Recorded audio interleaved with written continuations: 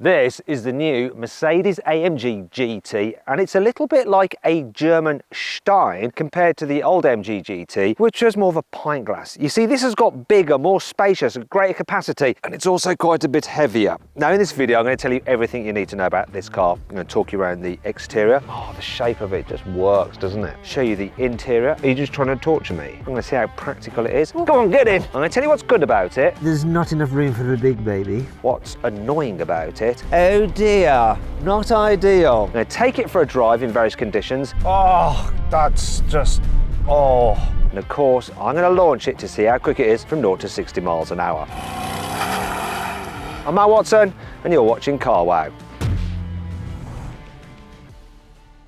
The AMG GT Coupe is powered by a 4-litre twin-turbo V8 that's been hand-built, on this occasion by this person here. Now, it's mated to a 9-speed automatic gearbox with clutches rather than a torque converter, so it should be snappier, and it drives all 4 wheels, which is important. The old AMG GT was rear-wheel drive only. Now this car is actually set up to be mainly rear-wheel drive, but it can send 50% of the power to the front axle when you need added grip. In terms of power output, there's a 55 model, which puts out 476 horsepower and 700 newton meters of torque. Then there's this 63, which is actually the starting point in the UK. That has 585 horsepower and 800 newton meters of torque. And then at the top of the range is the 63 SE Performance, which is a plug-in hybrid, and combined power output for that is 816 horsepower and 1,420 newton meters of crazy tire shredding torque. Madness. Sorry about that. Anyhow, let's see how this normal 63 version performs when you launch it from 0 to 60 miles an hour.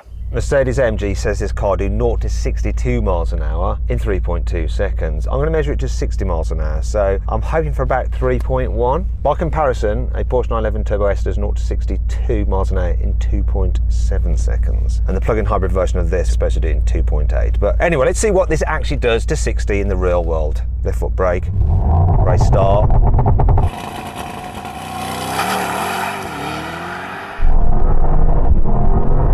So that's 3.28. The surface here isn't great. Let's do it again.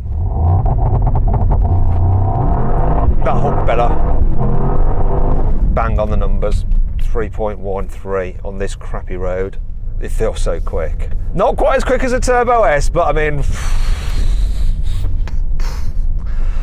let's talk about the design of this car. So I think this new AMG GT looks blooming lovely. Oh, the shape of it just works, doesn't it? Quite interesting rear light design. And in the UK, we get like the smoky effect badging, the night package as standard. You might be wondering why I'm waving this stick about. Well, it's because I need to reveal some lies with the truth stick. Look, diffuser lies here. Fakery. Also exhaust lies. To be fair, there are real exhausts in there, but they're much smaller. Lies, Mercedes, lies. More lies. This car does have quite nice wide rear haunches, oh, like that, and 21-inch alloy wheels. I quite like the alloy wheel design. I'm a bit concerned about this part though. It gives you 2 chances of curbing your wheel, so you could curb it there and there as well. Do you know what? The only bit that is shared with the SL, even though they share the same kind of underpinnings and mechanicals, the only like visual bit that's shared, the doors. The rest of it obviously it's all different and new. No, look, more fakery, Mercedes, more fakery. What you like the headlight design, and I like the fact that here vents are real. Look, real vents. And it's got a very aggressive looking face and that beautiful long bonnet. But I think this car is all about the side profile. It's lovely. It's expensive though. Starting price, £165,000. Wow. Similar money to a Ferrari Roma. And that's also beautiful. If you want to see my full in-depth video review of that car, click on the pop-out banner appearing in the top right-hand corner of the screen, or follow the QR code which should be appearing on the screen now. Just use your mobile phone, take a photo of it and follow it, watch that review.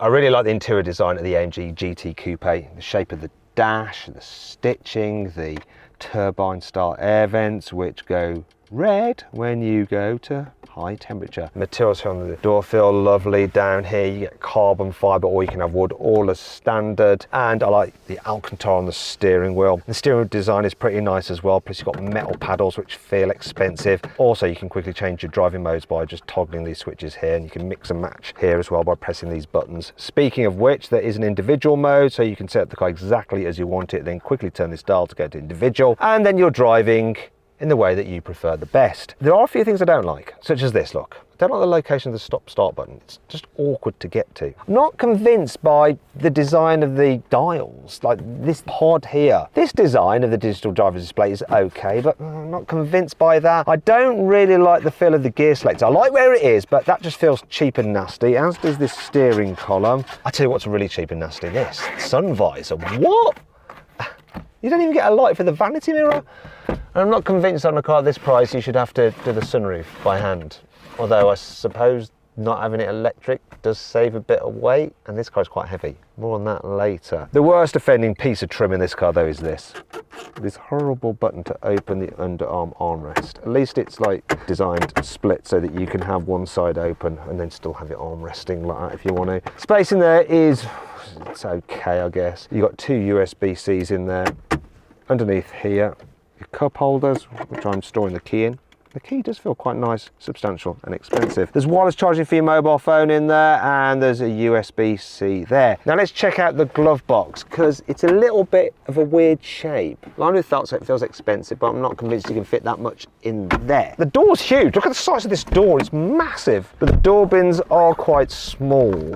So you have to fit your bottle in like that. But I guess, you know, it's a sports car, isn't it? Does it really matter? And it feels like a sports car, the way you sat nice and low in it. Though if you really want to, I forgot Mercedes controls for these seats are there like that. You can jack your seat up quite high, and headroom, thanks to that sunroof, is actually all right. Look, see, if you want to sit a pioneer sports car, completely defeats the object. And you've got electric operation of the steering wheel. The seats themselves are really nice and comfortable. These are the entry-level seats, right? You can get some sportier seats than this, but they are very nice. So let me just go into this. I've somehow turned the climate control on high. Well done, Watson. Look, you've got massage. You can also alter the lumbar support, how it grips you at the sides and all that kind of stuff. Anyway, yeah, as standard, this car is pretty well equipped. Look, you've got Burmester sound system, even on the entry-level version. The infotainment system is really easy to use, bright, clear. Kind of wish you had physical buttons for the climate control, but look, the buttons, which are touchscreen, are quite easily accessible. And there's loads of different functions, and you've got stuff like ambient lighting as well, all as standard. Look, all these different colours, look, 61. And something called Energising Comfort, which has settings called refresh, warmth, vitality, joy and well-being, forest glade.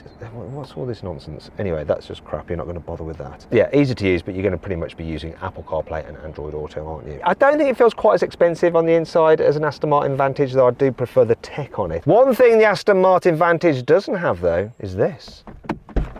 Rear seats. So I'm just going to jump into the back. I'm going to move this other seat out of the way so you can see how much room I do or do not have back here. Is it going to be more roomy than a Porsche 911? James, can you do us a favour and sit in this seat to get yourself comfortable? Come on, get yourself comfortable. Don't worry about me. Pretend I'm not here. That's how you want to drive, right? Yeah. I don't like it when you drive like that. Oh, is that really? Are you just trying to torture me? No. To get your revenge? My legs are extended. Really, you're happy? Yeah. I'm not happy. This is not very good at all. I'm not sure this is better than a Porsche 911, to tell you the truth. Maybe it's worse. I mean, I'd have to back it, but neither are good. Yeah, I don't want to go anywhere really in the back of this. You have got ISOFIX, so you could fit some little booster seats and carry some kids back here, because really, that's all it's good for, if that. Can you let me out now, please, James? Please? I will get my revenge on you. I'm going to get my revenge on him. This car has a really useful and decent sized boot for a sports car. So it's 321 litres, only slightly smaller than a Volkswagen Polo's. Look, usable square shape as well. And I'm going to show you this. Some underfloor storage, which, will it do it? Will it do it? Will it? Will it? Will it? Will it? Yes! You can store the low cover under there. That is absolutely blooming brilliant, isn't it? Some of the features, a little hooky there. We've got a 12-volt socket, got nettage, tie down point, more nettage. That's where the manual's kept. That's clever. Means that you can actually use the glove box for gloves. And then I want to show you this switch. Watch it. Hey, fold down the rear seats. Look at all that. Way more practical than a Porsche 911 with its front boot and awkward to get up rear seats. What's not so good about it though? I suppose, look, bit of a big load lift to lift things in and out over. You could hurt your back doing that. Probably won't, but anyway, it gives me a segue to this section. 5 annoying things about this car. I really don't like Mercedes popping out your door handles, and there's just something, I don't know, the feel of them It's not nice. And this is like your first interaction is you're getting into the car. Another problem with it is, let's say you want to do a photo next to it for Instagram, and then you lean on it like that. Oh, it's kind of like, starts pinching you on the bottom. Look, it's doing it again, get off. Ow, it actually pinched my bum that time. In the past, the sporty and race styles on Mercedes-AMG cars used to look quite cool. Here they are on my old G63, and here's the ones on my old A45. Nice. However, you feel that Mercedes interior designers have changed things just for the sake of changing things. Because look what the sporty dials are like now. Sport. What is this all about? And when you rev it, rather than a rev counter, you have this swelling of the line. And then what about this? Super Sport, here we go. Great. I mean, what's that all about? I mean, it's not a computer game. And the final one, track pace. Oh, it's just the same as the other one. Why can't I just have like a centrally mounted rev counter with the speed in it? That's what I want. This car is really rather heavy. The basic weight of the entry car with hardly any options is just under 2 tons. However, in the UK, because we get quite well equipped cars, this particular entry-level version weighs in at 2,130 kilos, and it's supposed to be a sports car. Considering how heavy this car is, you'd think that it would get carbon ceramic brakes as standard so that you don't end up with a load of brake fade should you dare to take your car on track. But you don't. This entry-level premium, you can't even get them as an option. If you want carbon ceramics, you have to step up to the ultimate trim. Because this car is quite long and very low, plus you've got active aero, it is easy to bottom it out over bumps. So come and have a look at this, right? You see, underneath there? That is touching the ground. Have a look at it from the side. Look, have a look. See? Oh dear, not ideal. However, Mercedes is aware of this, and that brings me on to 5 cool things about this car, because they give you an axle lift as standard, so you can raise the front. So let's raise it up. Nose lift is an optional extra on a Porsche 911. Come and have a look, that's better. Look, it's better. The system works in conjunction with the satellite navigation and will remember where you raised the nose last time so that you don't have to press the button again. This car has 2 Isofix anchor points on the rear seat and more Isofix anchor points here on the front passenger seat, so you can have your baby next to you in the front, though there's not enough room for the big baby. Quite unusual for a sports car. You have hands-free tailgate opening, so let's say you're trying to kidnap somebody, you're wrestling them. Come on.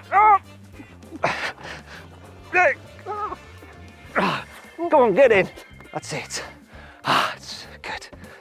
Due to rules and regulations, all new cars have to be fitted with a speed limit warning. So if you go over the speed limit, it goes beep, beep, beep. Also, they have to default to on every time you restart the car, even if previously you turned them off. Knowing that, Mercedes has helped you out though, because look, there's the icon there for the speed, and then you just dab it like that easy to turn it off. No digging in menus, it's right there for you. When you're driving, the rear wing will automatically alter its height to give you some downforce. Alternatively, you can just operate it yourself manually and have it in the fully up position to show off. However, extra downforce at the rear is no good unless you've balanced it with extra downforce at the front. And there is also a front splitter which lowers down. Once again, you can activate it yourself at the press of a button. Nice. One of the things about a car like the Mercedes GT is that for all the good looks and the sporty drive and the performance, you still want it to be easy to live with. You want to be able to cruise around in town. You want it to be comfortable and relaxing when it needs to be, but still at lower speeds, like when you're doing 20 miles an hour, you still want to have some form of engagement from it. Now, when you're just pootling along, going over bumps in town, the suspension is actually really good, and it does this thing that I really like with good quality suspension in sports cars. So the body feels nice and stiff and sporty and ready and kind of like alive, but the damping isn't too jarring, so it just takes the edge off the bumpies? The edge off the bumps. So you are experiencing the car and you're feeling how like sporty and racy it is without it actually being off-putting. Do you know what, while I'm sat here, I'm gonna just rev the engine a bit. Oh, do you hear that? Probably shouldn't do that in the middle of a village.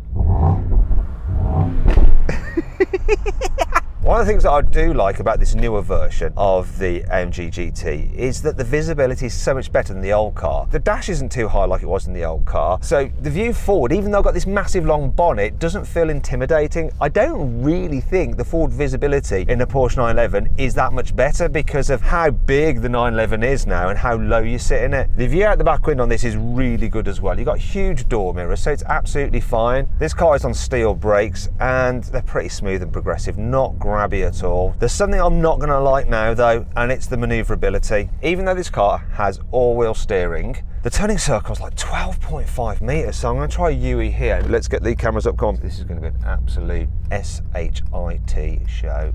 Yeah, look, absolute no oper. I'm going to have to do a 3-pointer. Now that beeping is because we've got a camera right near a sensor, so excuse me. I mean, I got that manoeuvre wrong from the get-go just because the car's front end didn't turn as much as I thought it would do. That does make it a little bit unwieldy, and it's going to be harder to park than, say, an Aston Martin Vantage, which has a turning circle of 11.2 meters. But other than that, the steering, I wouldn't say it's light, but it's not overly heavy in town. Now, just cruising along then, I did just notice on a change of gear, it was a bit, and earlier when I was driving it, I had this sensation like the drivetrain had just snapped into because it like decoupled one of the clutches and it was like, whoa. So it's definitely not as smooth as a normal torque converter auto. I want to see what the response is like when you are accelerating from 40 miles an hour up to 70 as I reach this bit of dual carriageway up here. So I'm going to floor it. 3, 2, 1, go. Bit of a pause, isn't it? Right, that's the limit. Bit of a delay in comfort mode. If I go into like race mode, it's going to be holding a low gear for longer. Yeah, holding a low gear. Now I'm going to floor it. It's just on it straight away with no kick down. Anyway, let's go into my favourite mode, individual, where I've got it just as I like it. It doesn't have that kind of really like Apollo takeoff experience of a Porsche 911 Turbo S, but still easily quick enough. There is a slight problem I've noticed with the gearbox. So the changes, they're quick. However, there's a slight delay between when you pull the paddle and the change actually happening. You have to time it just right, otherwise, see there. So you can be pulling up on the paddle and then you get a few more extra revs and you hit the limiter and you get it kind of cutting the engine ever so slightly and then it changes up. And I just think on the Porsche 911 with its PDK, with its dual clutches, it's just that little bit more on it. When you're cruising along at speed, it's reasonably relaxing for a big, powerful car. Yeah, you do get some road noise from those huge tyres, but it's not as bad as in the Porsche 911. Wind noise, hardly any. It's fine. What's not so fine though is the economy. So you're getting less than 12 miles to the gallon. Mercedes claim 20, and maybe if you're just cruising on the motorway, but whoa, it's thirsty. I'm going to whack it into the firmest setting on the suspension here, see what it's like, because this road's a little bit gnarly. Whoa. Now this four-wheel drive system is normally sending power to the rear wheels, but can send 50% of the power to the front when you're trying to like accelerate out of a bend and it needs to, you know, maximise traction. And I'll tell you what, it doesn't have to do a good job. Right, the suspension's struggling a bit there in the firmest setting. So back into individual. That was one of the problems with the old Amg Gt Coupe. You know, rear wheel drive, it would lose traction so easily. On a damp day, it was almost unusable. You couldn't put your foot down. This, I have driven on a slightly damp road and it just hooked up. Another thing that's impressive is the anti-pitch and roll, so it keeps it flat in the bends and stops it diving as well, and pitching when you're accelerating and braking. Look, I'm just going to brake now. Look at that, it stays pretty blooming flat, that does. While the new Aston Martin Vantage may have more power and be lighter, I think you're going to be quicker point to point on an unfamiliar road in this, just because of the four-wheel drive system allows you to drive it quicker. The front end feels good, and the steering does give you enough feedback. I don't know what it's like on track, I'm sure it's quite good, but then its weight will go against it. But on the road, you're at the speed limit quick enough. If there is one thing, when you're going a bit faster and really banging the brakes, they don't quite have the feel. I think the pedal's a bit long, it's kind of classic Mercedes pedal, a bit more comfort orientated than you'd have out of Porsche 911 Turbo S. Do you know what? I think I prefer driving this than the Aston on the road. It's going to be more usable for more people. Oh, that's just, oh.